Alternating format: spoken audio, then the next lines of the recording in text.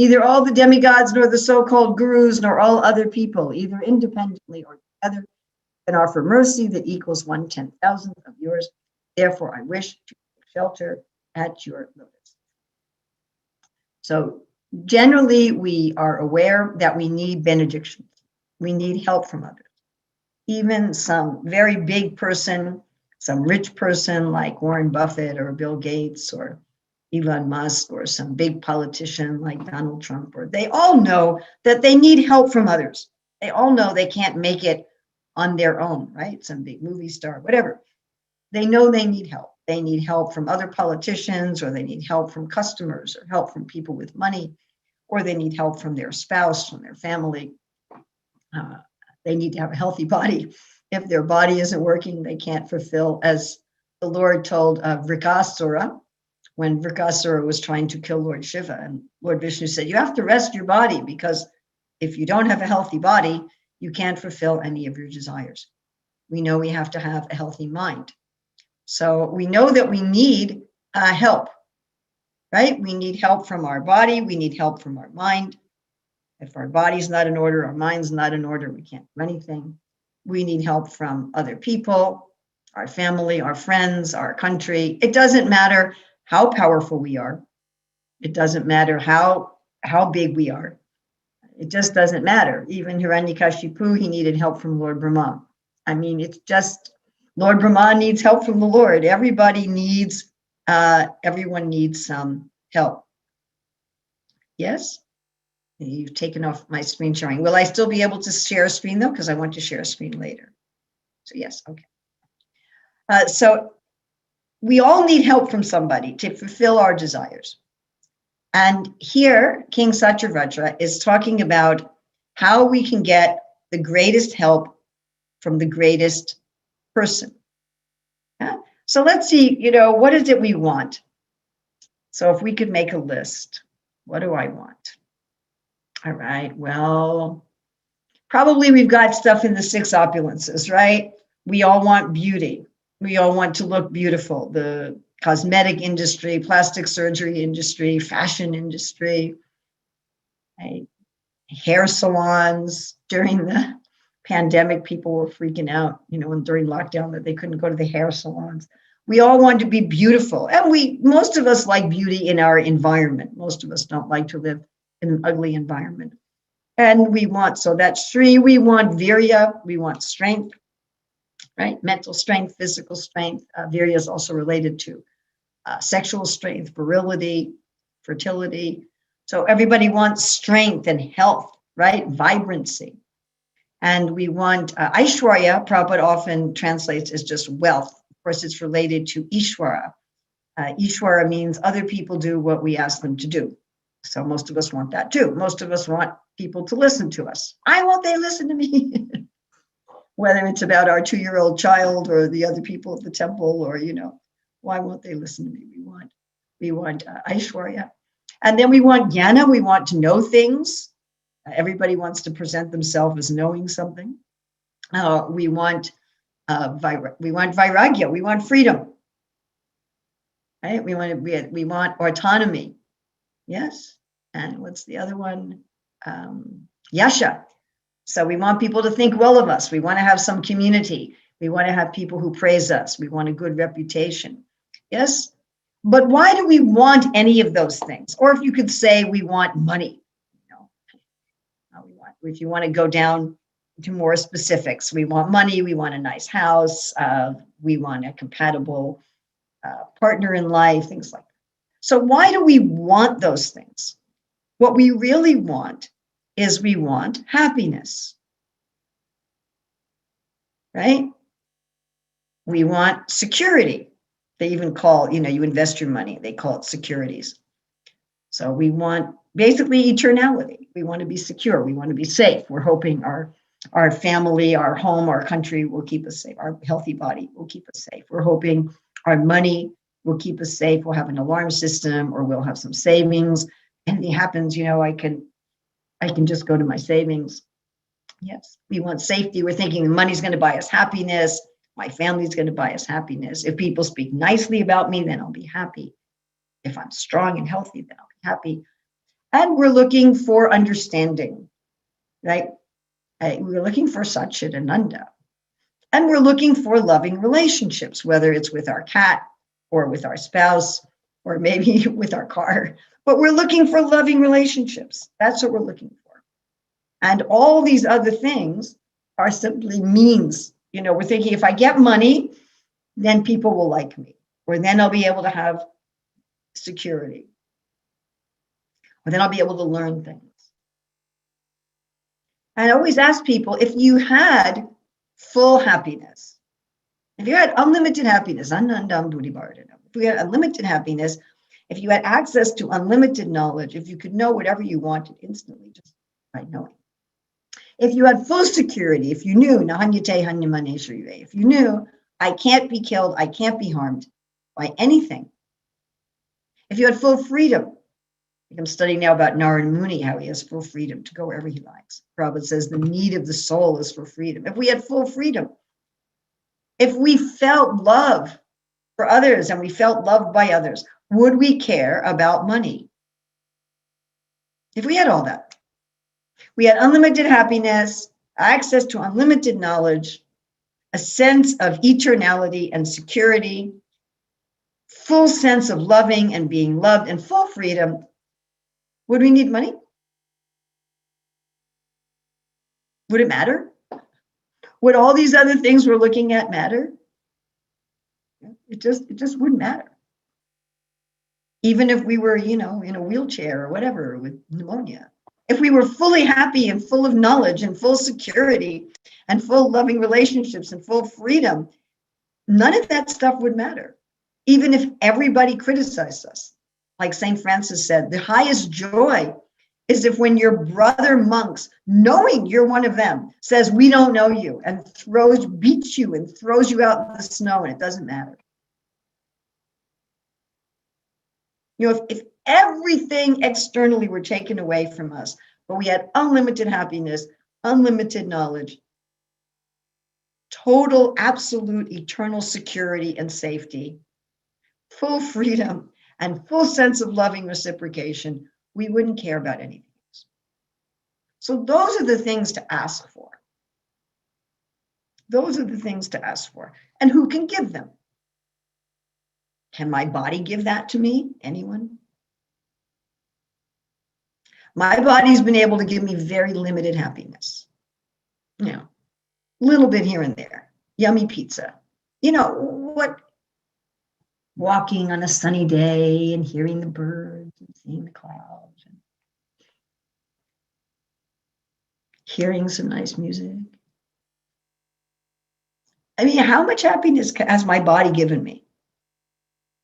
I'm not thinking of how much pain my body's given me. Whew. My goodness.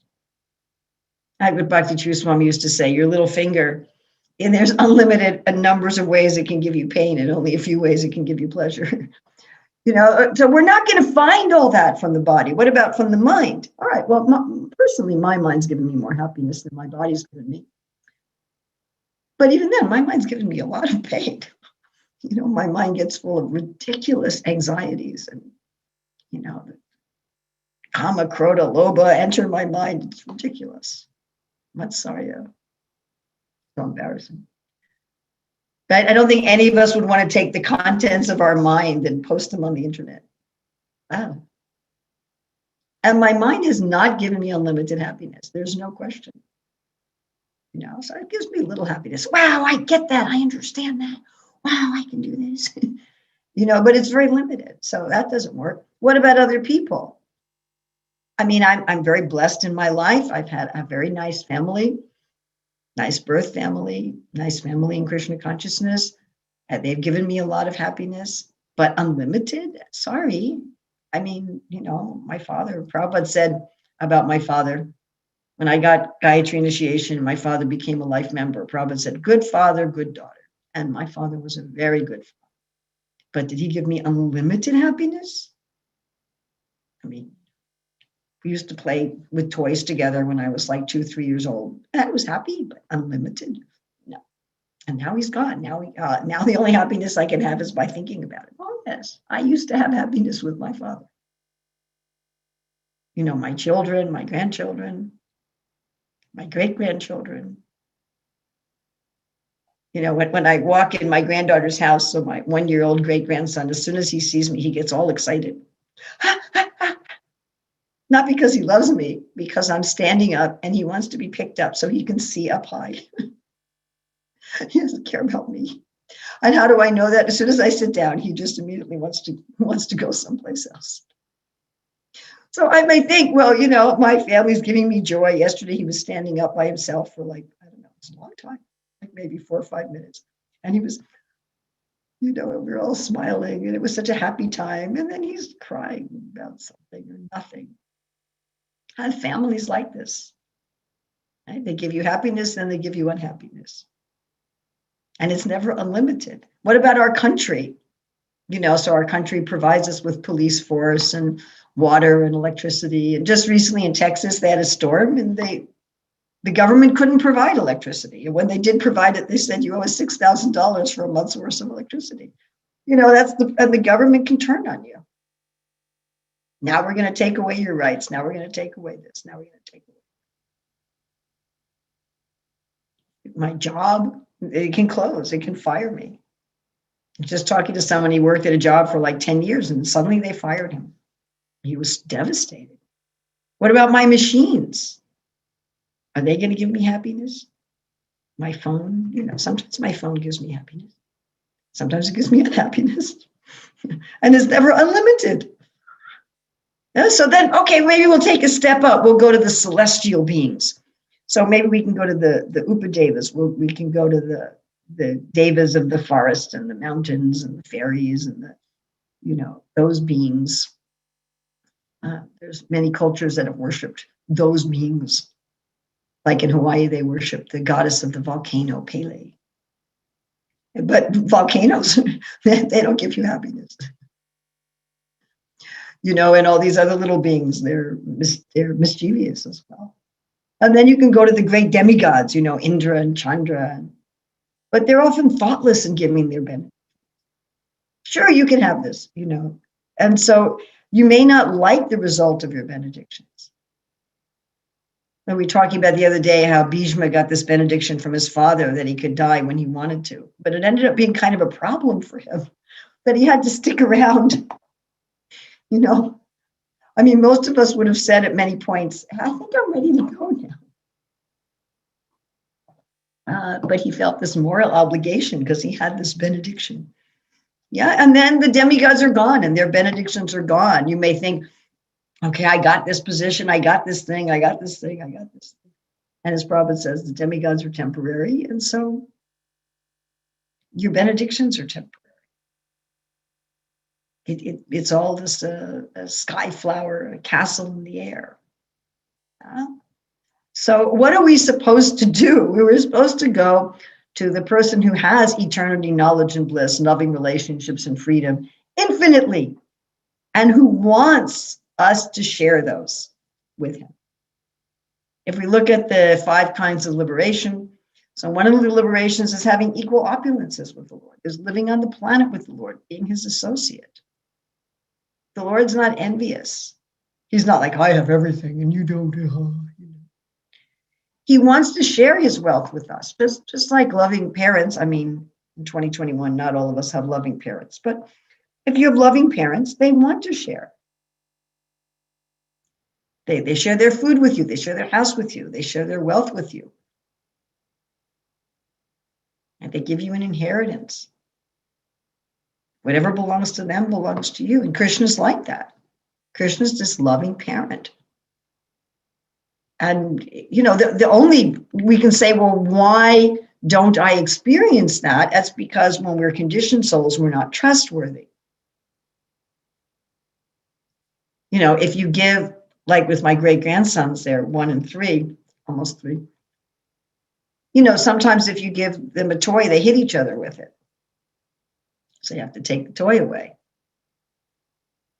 Or you have to say, you can't have your sweet until you finish your meal because otherwise they'll just eat sugar and then they won't have balanced health. So we may have to say to them, okay, well, sorry, You have to eat your broccoli first before you're going to get your gulab jamun. And we may say, sorry, you don't get any gulab jamun because you never ate your broccoli. You didn't eat your beans. You didn't eat your chapati. Sorry, no gulab jamun for you. And so we're like that with Krishna. Krishna, why aren't I? He says, because you're not trustworthy. Just like these demons who get benedictions from the demigods. And Hiranyakashipu got this benediction from Lord Brahma. And then he misused it. He used it instead of to help everybody, he used it to hurt people, to exploit people. And therefore the Lord said to Lord Brahma, stop giving these kind of benedictions to the demons. So as Prabhupada points out in this purport, the Lord's not foolish like that. The Lord's going to carefully consider, is this a good benediction to give you or not? Do I really want to give you this benediction? How will you use it? What will you do with it? The Lord doesn't just give benedictions blindly. We sometimes do that. Somebody's pestering us and we're like, yeah, sure, just take it. Just get out of my way. But the Lord's not like that. He's not foolish like that. And that may irritate us. We're like, I want you to be foolish. I want you to just give me whatever I ask for, not realizing that we're foolish. We don't know what to ask for. I mean, there's so many stories in every culture about people who approach some higher magical being, a genie in a lamp or whatever, and were given 3 wishes, and they really just messed up. They asked for things that were detrimental, and later they had to use some of their wishes to unask for their stuff. So we don't know. Instead of asking for pure devotional service, which gives us eternity, knowledge, and bliss, loving relationships, and freedom, we ask for things like money and health and, a husband and wife. We ask for that kind of thing. And the Lord is like, I know what you really want that's actually going to satisfy you. Therefore, Sharanam Prapadye. Boy, is that hard. That is really hard. None of us want to do that.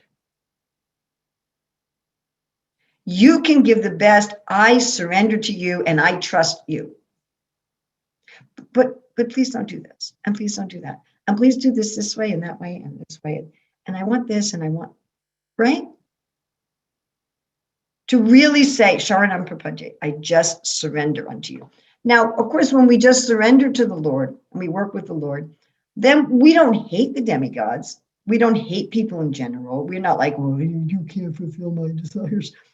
The ideal society is cooperation, as Krishna explains in the 3rd chapter of the Bhagavad Gita. In an ideal society, we cooperate with our family, with our nation, with the demigods, even with the gods of the local forest and the little whatever that, the Upadevas that take care of the flowers and the trees. We're cooperating with all living entities, with humans, with animals, with subtle beings, with higher devas, with our family, with our nation, with everyone. We're very cooperative. But if we really want all of our desires fulfilled, we need to let go of this false ego that I know what's best for me, that I'm a victim. I've been mistreated and I know what's best for me. And if I go to God, it's with my list of demands. Here's my demands. I want this, and I want it in this way and in this way, and I don't want it in that way. And okay, I'm surrendering to you with my list. So I thought we'd look at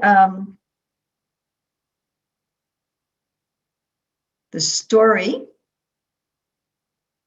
just briefly here.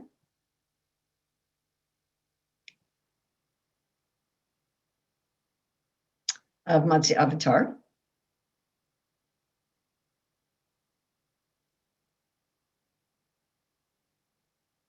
So this is the verse from the Das Avatar Shloka.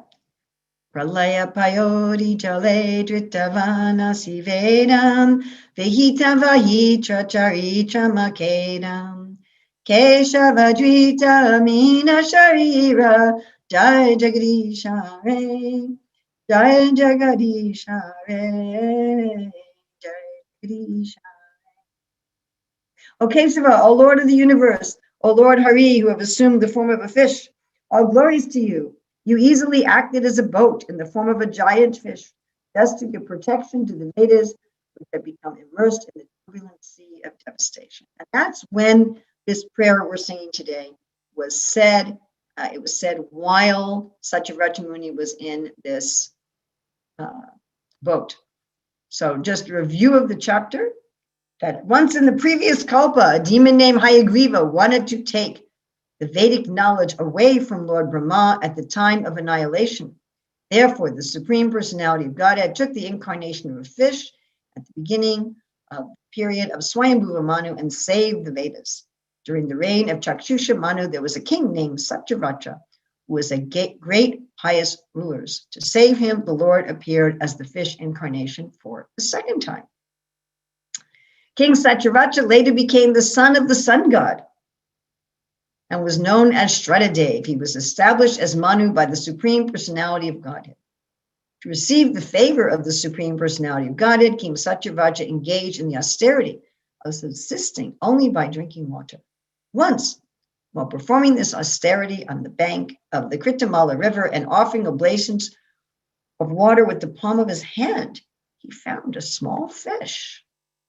The fish appealed to the king for protection, asking the king to put him in a safe place. So this is the reverse. King Satyavrata is saying, my Lord, please protect me. But the Lord had appeared as a fish, saying to Satyavrata, please protect me. So the king, out of his kindness, he put the fish in a water jug. But in order to show his potency to the king, he immediately expanded his body in such a way that he couldn't fit in the jug of water. The king then put the fish in a big well, but the well was also too small. And the king put the fish in a lake, but the lake was also unsuitable. Finally, the king put the fish in the sea, but even the sea could not accommodate him. Thus, the king understood, this is Krishna. And please describe, Krishna, what are you doing? And then the Lord said, within a week, there's going to be an inundation throughout the universe.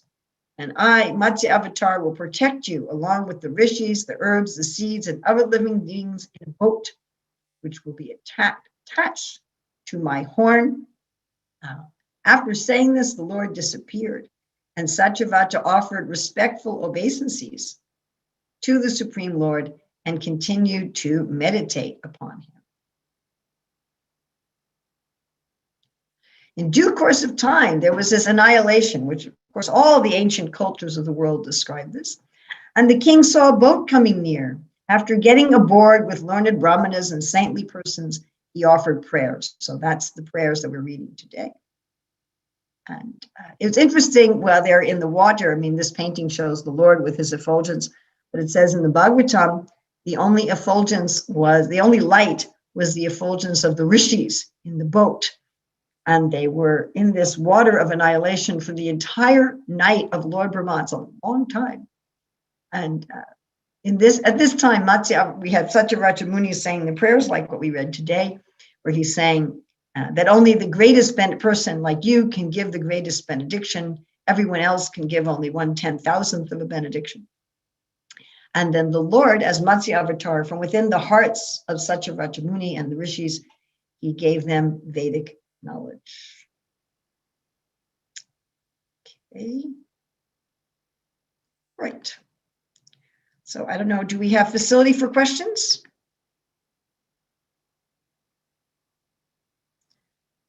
Someone's asked me where they can find the comic. It's not a comic, it's a children's book as part of the series of children's books that we produce called Dr. Best Learn to Read.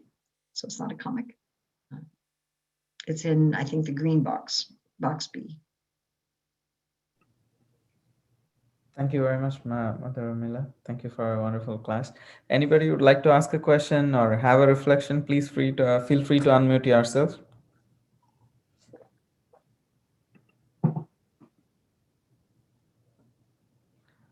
If there are no questions, I can ask a question.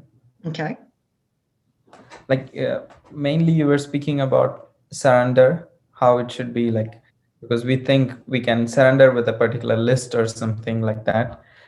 So in spite of like knowing all this, as human beings, some expectations remain in the heart. Okay, like it's very difficult to just let go at this stage of my practice, completely not have any kind of expectation or any kind of planning. So how do we actually, while living in the world, make sure there are things that we need to take care and what we need to give up to Krishna? Like, okay, this Krishna decides, I don't need to worry about. Well, if we fully surrendered, all that would be taken care of.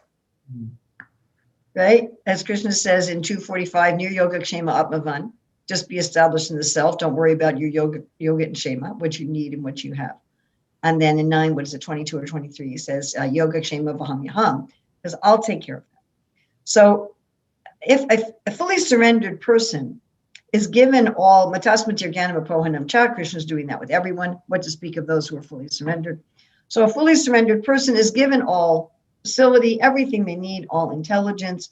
They don't need to say, well, okay, I'm going to surrender to Krishna, and then I'm also going to keep this for taking care of, because if I surrender to Krishna, I'll just be like a madman. I'll become like Lord Chaitanya walking on the shore of the ocean, thinking a sand dune is Govardhan Hill and the ocean is the Yamuna, and I'll just jump into the ocean and I'll become, unconscious, and I won't be able to pay the temple bills, and the electricity will get turned off. So it's not like that if we fully surrender to Krishna, that if we have that kind of responsibility, just like we saw in Srila Prabhupada, he didn't have a difficulty taking care of those things. And Maharaj Ambarish, who was a great king and still fully surrendered. So we have all these false ego fears, How are we going to deal with this right now while we have all these false ego fears? I still have to be the doer for all kinds of things. I can surrender to Krishna, but I got to keep my doership stuff going on at the same time. We surrender, as Prabhupada says, gradually. He says, no one can cleanse his heart abruptly. Everyone has to adopt a gradual process. Of course, Prabhupada also says that we can surrender to Krishna in a moment. So that is possible. But for most of us, we gradually increase our faith. It's like, all right, I'll try giving this part of my life to Krishna. All right, that was okay. Try giving this part of my life to Krishna. And we see what other people have done. We see other people's examples. And we keep hearing from the Shastras, and we see other people's examples. Oh, they surrendered to Krishna and they're okay. Their life fell apart, but they're happy. Oh, okay. Even if Krishna deals with me by having my life fall apart, I might still be happy. I might still be satisfied. Yes, I'm preparing right now Bhagavatam Canto 1, chapters 6 and 7 about Narad Muni and how his life fell apart. He never knew his father. He had no brothers and sisters. He was 5 years old. His spiritual teachers had left. He was alone. His mother died. He was alone. He was a 5-year-old child. And he took that as an opportunity to go deeper into his spiritual practice. So we see these examples and we're like, oh. And gradually, I think of it like we have this tree of our ego, this deeply rooted tree. And we kind of surrender a branch, and we surrender another branch, and we surrender another branch. And pretty soon, thank you so much. Pretty soon we've, so many branches have been cut off that the tree is really weak. And then with a really weak tree, when there's a lot of rain, it just falls over. So we surrender this, we surrender this, we surrender this, we surrender this. And finally, we're ready to surrender everything. So someone who asked about the comic, it wasn't offensive. And it's called Dr. Best Learned to Read. It's from Mantra Lingua. Okay, anyone else have a question? I really analogy of the tree. I think Mother Gail is trying to ask a question. Please go ahead. No, I wanted to hear what you had to say about the tree. Oh, just what I was saying. It's like this false ego. No. Gursharan.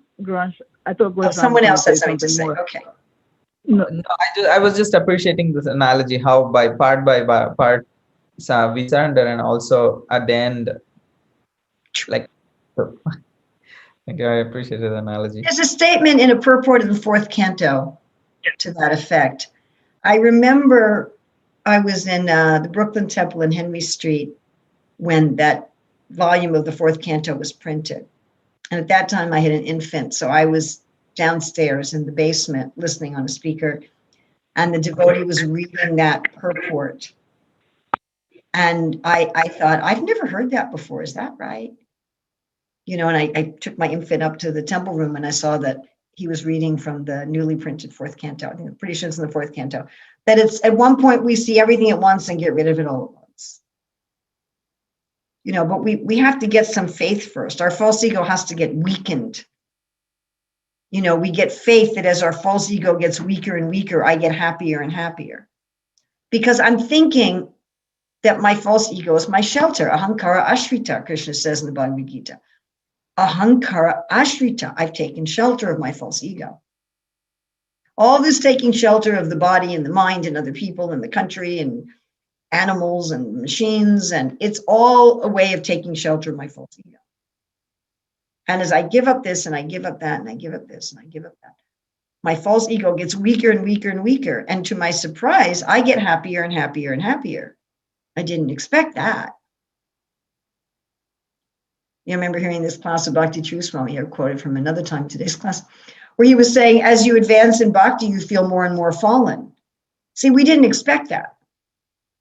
We thought when I take up Krishna consciousness, the ego thinks when I take up Krishna consciousness, I'm going to become even bigger. I'm going to become a saintly person. Whoa, I'm going to be an enlightened person. And I'm going to be the Ishwar Aham Bhogi. You know, the ego thinks that. And as you surrender to Krishna, the ego starts shrinking. It gets sick and weak and, you know. And it's like, whoa, the less false ego I have, the happier I am. How peculiar. And so at a certain point, we're like, all right, take the whole thing. However you want to do it, I don't care. Just get rid of it. Just get rid of it. I mean, like, or another analogy is, I have a friend who doesn't clean their desk, like, ever. I don't know how this person can get any work done. You know, when I visit their home, this person has this desk. It's like, somehow there's a little part in the desk where they put their computer. Can I help you go through your stuff? Nah, you know. Every once in a while, sometimes when okay, all right. So they were going through the stuff, and it'll be unopened mail from like 3 years before or something. At a certain point, we're going through one thing at a time. And at a certain point, the person says, you know, let's just get rid of the whole thing. So it's like that. Krishna's going through all of our anarthas and our attachments and our this and our that. Can I get rid of this? All right. Wow, that felt good. And Krishna says, can I get rid of this? Okay. Wow, that felt good. And eventually, Krishna says, can we just get rid of the whole thing? We're like, okay. So we have to be a little patient with ourselves to come to that point. So it is 8 o'clock. And my breakfast has been brought.